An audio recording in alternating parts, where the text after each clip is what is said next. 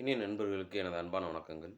நான் இதே இன்ஸ்டாகிராம் என்னோட பேஜ்ல வந்து பார்த்தீங்கன்னா, எல்னினோ பத்தி பேசியிருப்பேன். அதாவது எல்னினோனால என்ன பிரச்சனை வரப்போது? நமக்கு என்ன அடுத்த ஆபத்து இருக்குது அப்படின்னு. வர அக்டோபர், நவம்பர் மாதத்துல அது வந்து ரொம்ப பீக்ல போப்போது. அதுக்கப்புறம் அது ஸ்லோ டவுன் ஆகும். கொஞ்சம் கொஞ்சமா ஸ்லோ டவுன் ஆகுமே தவிர, அதோட உக்கிரம் இருக்க தான் செய்யும். ஸோ நம்ம எப்படி பாதுகாத்துக்கணுன்றத பத்தி நான் போட்டிருப்பேன். அதோட உச்சகட்டமா இப்ப இந்தியாவுக்கு பக்கத்தில நேத்து நீங்க நியூஸ்ல கூட நெறையா பார்த்துருப்பீங்க. சட்டமன்றத்தில கூட பேசிக்கிருந்தாங்க. அதாவது இமயமலை அடிவாரத்தில தான் நேபாள் இருக்குது. இந்தியா பார்டர்லயும் இருக்குது. இப்ப நேபாள்ல ஒரு அந்த உள்ளக்க இருந்த ஒரு கிராமத்தில வந்து பார்த்தீங்கன்னா, இங்கேருந்து டூருக்காண்டி போயிருந்தவங்க ஒரு 56 பேர் மாட்டிக்கிட்டாங்க. நம்ம தமிழர்கள். ஆக்சுவலா பார்த்தீங்கன்னா, அங்க அதாவது வெள்ளம் வந்துச்சு அப்படின்ற மாரி சொல்றாங்க. அது பேர் வெள்ளமே கிடையாது. வெள்ளம்ன்றது வந்து ஒரு ஆத்துல தண்ணி போகுதுன்னு வச்சுக்கங்களேன். 2 கரையும் தாண்டி வர்றது தான் வெள்ளம்ன்றது. ஆனா இது வெள்ளமே கிடையாது. வெள்ளத்த விட பெருசு பெருசு. இது இயற்கை பேரிடர்ன்னு தான் சொல்லணும். இமயமலையிலிருந்து அப்படியே நிலச்சரிவு மாரி வந்து அங்க நிலச்சரிவுன்றத விட பனி பிரதேசம் தானே.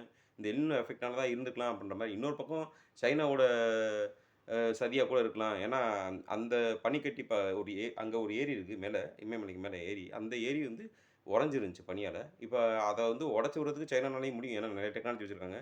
இப்ப பெரிய ரோபோ ஈவென்ட் ஒண்ணு நடந்துருந்துச்சு.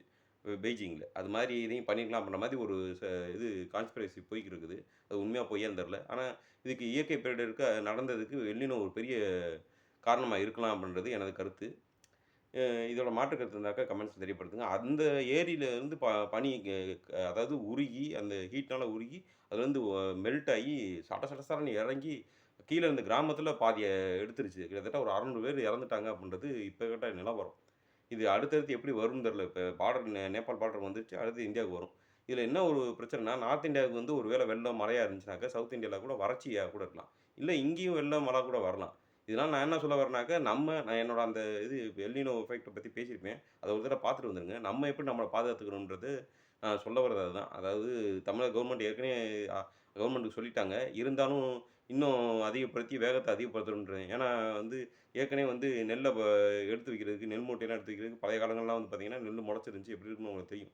அத மறைக்கிறதுக்கு வந்து இந்த இப்ப இருக்க டிவிகே அரசாங்கம் வந்து தார்ப்பாய்கள் வந்து அதிகமா வாங்கியிருக்கேன், வாங்க போறோம் அப்படின்ட்டு அ அ அலோகேட் பண்ணியிருக்காங்க பணத்த.